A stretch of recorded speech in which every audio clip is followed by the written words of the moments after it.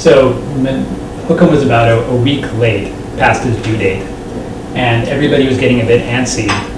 My parents were here, and the niece was uncomfortable, and we didn't know if he'd have to be induced.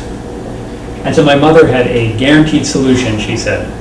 She baked us these cookies that she made myself and my brother when we were young in Kenya. And she guaranteed that when Hukam smelled the cookies, he would come out.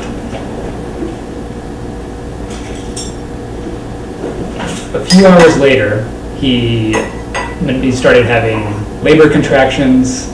My mother felt incredibly vindicated, and we were on our way. As my whole family and friends knew, I was sure, more sure than I've been about anything, that we were going to have a girl. I remember the technician put the wand over Manmeet's belly, and both of us saw the distinct boy parts as the first thing on the screen.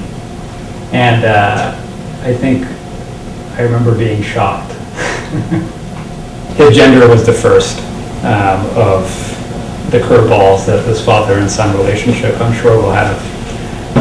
He's always confused for being a girl because everyone thinks he's a girl because we don't cut our hair, and now his hair is getting quite long, and we put it up, at the top, just like I do, in what we call a jura, which is just a ball of hair. And everybody says, "Oh, what a beautiful girl." And oddly enough, that has a lot of resonance from my childhood when everybody thought I was a pretty little girl, which is of course hard to tell now. Having Hukam has erased a lot of my memory of before, and the clock starts when he was born. But both Manmeet and I are really early risers generally, so Hukam wakes up at 6:30, 6:15, and we're usually up by 5 or so. But I think that we all get really quiet, and if we hear him rustling, and then hear a few squeaks coming out of his area, and then see if he's legitimately awake, and then if so, then we burst on into his room, and the festival begins. So it's a lot of fun. It makes for a really exciting morning. There's some days in the past when you'd wake up and you'd be all right, I got to go to work. But every day now it seems you wake up and then this little personality just bursts out of the room, and you can kind of greet him. If only I had trumpets. Maybe one day we'll do trumpets.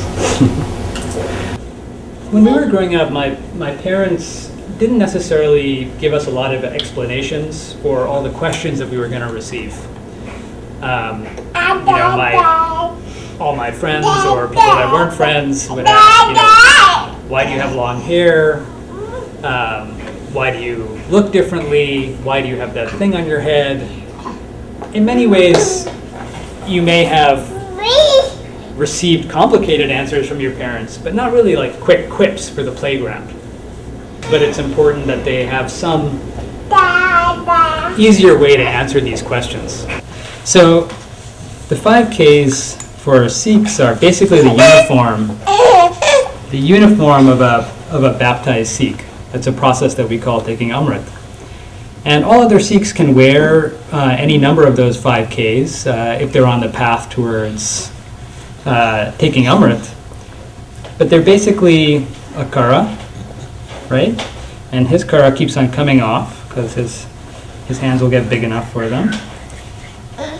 Your kesh, which is your hair. We keep long hair, we don't cut it. You also have kashera, so we both have long boxers that we wear. The idea is to be modest in public and have restraint in relationships.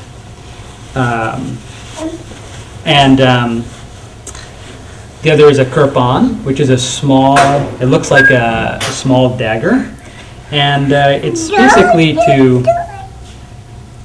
usually considered to be an instrument of nonviolence to protect others and maintain peace. And a kanga, a comb, that you carry actually in your turban a wooden comb, a small one, to always keep neat. Right now, his boxers, his kashera, are just diapers right now. And so I guess Huggies is complicit in equipping millions and millions of babies with kasheras all over the world and country. Is that right? Shocking. When Hukam emerged, I was just like, wow, I guess that's a baby in there. And then it became, pretty emotional. But until that moment, I think it was all pretty abstract. What do you say? I guess it wasn't abstract for you.